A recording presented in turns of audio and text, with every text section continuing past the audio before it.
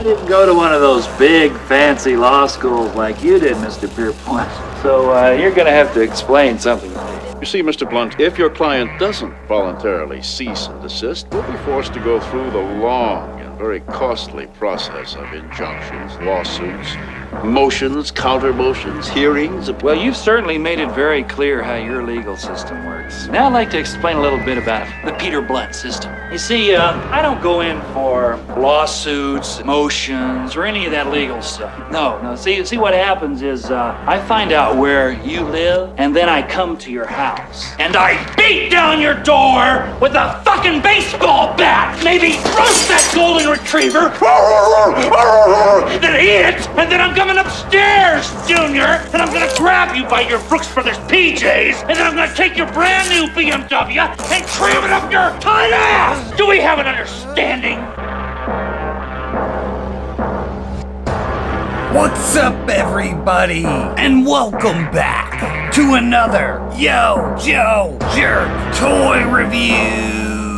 I'm your host, John J. Lashitsky, and today we'll be looking at the G.I. Joe Classified Lowlight. Alright, let's take a look at this box. Over here we get a nice little image of Lowlight. Back here he's being pursued by some Cobra troops. Over here we get a nice little renditioning of the character. Up here we get a look at accessories. On this side of the box, more of that beautiful artwork, number 86. On this side of the package we get the render, we get the number, we get the QR code, we get the impossible to see fucking battle stats. On the top of the box we get the G.I. Joe logo. On the back of the package, we get a nice little render of the character and all his accessories. Up here, we get a nice little headshot of him with his goggles on. Down here, a picture of his jacket. Over here, more battle stats. Down here, legal mush. On the bottom of the box, legal shit and your barcode. Alright, let's get this figure open. Cut-a-rooney! Pop, how about a little release? Alright, let's take a quick look at Lowlight here. Just a quick look. Oh, quick look.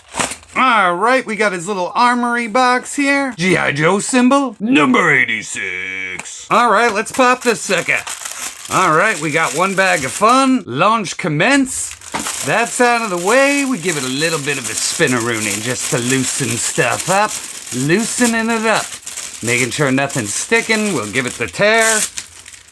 Alright, we got a backpack.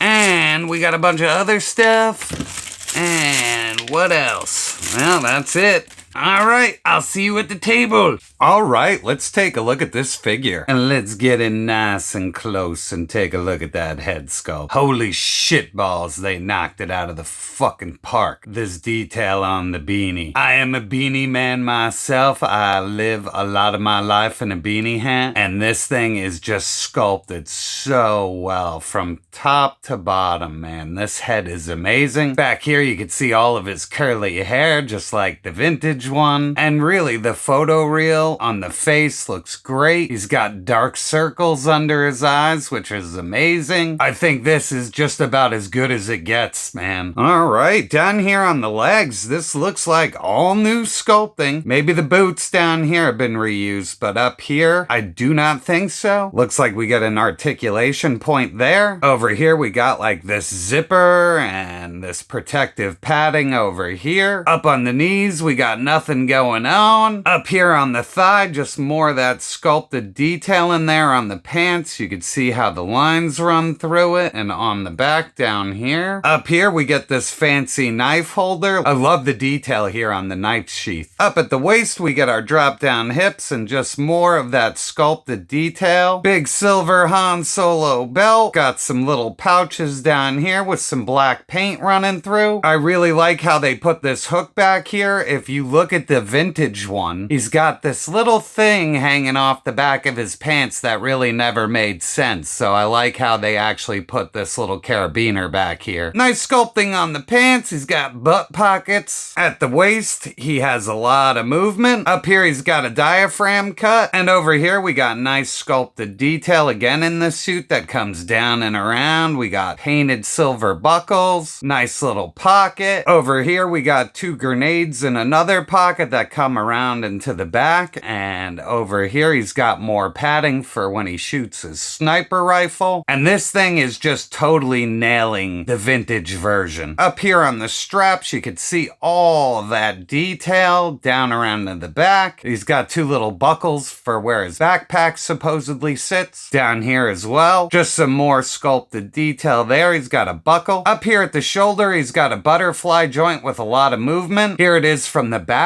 They did a really big cutout for him, so his arms are gonna have a lot of range. Also up top, I noticed they cut a lot of range for him to just move his arms, so his arms move really well. Up here, he's got shoulder cut, moves around no problem. Double jointed elbows and some new sculpting here. More padding down to the hands. Standard classified hands. This one goes up and down. The left arm is completely the same, except for he's got a hinge back and forth on this one. And up at the neck, they did a great job of his jumpsuit being open. His head is on a dumbbell joint, so he does get a lot of room, and he can do the wiggle dance. He's wiggling. Now let's take a look at his accessories. First up, we're gonna take a look at his goggles. And the goggles look really good. Mine's got a little paint chip. I'll probably just hit that with a red marker and it'll disappear. Very nice sculpted detail all the way around. It's very basic, but it looks really good. And this just will complete him perfectly. All right, we got a tiny little knife. Handle has nice little detail in there. You can just see that in the light. The blade itself is painted silver. Looks really good. Here we have a tiny GPS tracker, and it's just cast in a black plastic. There's really not much going on here. Still very fun. It looks like it has a little fan on both sides. And here we got his little machine gun. I preloaded the magazine. It had no problems fitting in there. It is teeny tiny, so you're gonna be very careful or you're gonna lose it in that carpet. And this is just a fun little weapon. I'm not sure if it's modeled after a real gun or not. I remember the vintage one came with an Uzi, but this is a fun little gun. It's got port for blast effects, and blast effects fit in there no problem, and they stay in there real well. We have his backpack, and this thing just looks like Outback's bag, missing another peg. I could be wrong. I know back here this is completely different, but nice textured detail, all the straps and fun stuff just sitting everywhere, and the thing's chunky. It's a big ass bag, so I like it. And last up, we have the sniper rifle case. Now, when I unboxed it, I was super worried that they didn't throw the actual pieces in, but they actually did something really smart. They packed everything inside. I'm gonna break all this out so we can see it. So there's one. The weapon's pretty gummy, but it's actually straight because it sat in this plastic recess. It cooled. I don't think gummy weapons are gonna be a problem once they're actually put in plastic again to cool down and not, you know, all bendy. So here we go. I'm gonna pull that piece out. No problem. Up here, the silencer came out. No problem. Pop that guy out right there. And then the bipod itself is right in there, and it ain't easy to come out. Bipod's a little bit of a pain in the ass to get out, so I'm gonna use my little tools. And there we go. But there's a quick look at the case. Empty. It has lots of detail. They put little packs in there that look like all kinds of magazines or extra bullet cases. Closes really well. Has a peg for his back. It almost looks like a guitar gig bag. Here we have more storage for him. And then they put another peg right here so that he can actually wear both backpacks. So you can just in right there and then plug that into his back, and then he can actually carry all of his accessories, which is really cool. I love when they do that. All right, we're gonna take a look at all the accessories on the figure now. So let me just grab him. We're gonna do the goggles because he is not low light complete without his goggles. All right, and here he is with his goggles on, and I'm digging this. Now he looks straight up like the vintage figure in 6-inch form with ultra articulation. This is fucking awesome. Now, the goggles do look really funny on camera sitting above his ear like that, but it really doesn't come off that bad when you actually have it over his head. All right, next up, we're gonna put his sniper rifle together, but we're gonna take a look at it first. I'm not sure if this is actually a real gun. It really kind of does not look like it, but it's still very reminiscent of of the gun that came with the vintage one. Also, the magazine came preloaded in there. We'll just put that back in there. First up, we're gonna grab the scope and throw that on there. And that fit in there no problem. Everything's nice and straight. Here we have the silencer. That's on there on the end. It does have a port for blast effects. Next up, you just clip the bipod in right there. And because it's gummy plastic, it goes in there no problem. Bipod moves around really good. And here he is with the rifle. It actually fits in his hands really good. And the stock actually comes up to the back of his arm. So with the right amount of futzing around, he can actually hold the rifle like he's supposed to. Blast effects do port in there really well. Here he is with the knife. Fits in his hands really well. No problems. Nothing loose. Knife ports in no problem. Sits in there really well. Looks good with the contrast and the black handle. Here I have him with his little GPS phone or GPS tracker. Fits in his hand really well. Fun little accessory. Now on the vintage one, there's lots of discussion about what this holder really was, and I like how they just made it a GPS tracker on here. Because as a kid, I thought it was for a scope or a magazine. His machine gun pistol fits in his hands really well. Looks really good. Had no problems with it. Also has a port for blast effects and they fit in there no problem. Now the pistol also ports into the backpack like that. And speaking of backpack, we could port that one onto the actual sniper rifle case right over here. You see that hole? You just marry them together and they sandwich in like that. And then we just grab our low light figure and we just do that.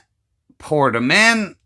And here he is holding the case. He's got his gun. He's got everything on him. He's got his backpack on his back. I love the weapon storage. It's never gonna get old for me. And for size comparison, we have him with a Cobra infantry trooper and Snow Serpent. Here we got Flint and Shipwreck. Here we got Tunnel Rat and Big Ben. Here we got Destro and Storm Shadow. And last up, we have him with Torpedo and Snow Job. So at the end of the day, and my final thoughts on this figure are, he couldn't be more perfect. He looks like the vintage version. Everything has been upgraded just to 6-inch. There's nothing to complain about. And that's all I got this week, people. I'd like to thank you for stopping by, and I'll catch you on the next review.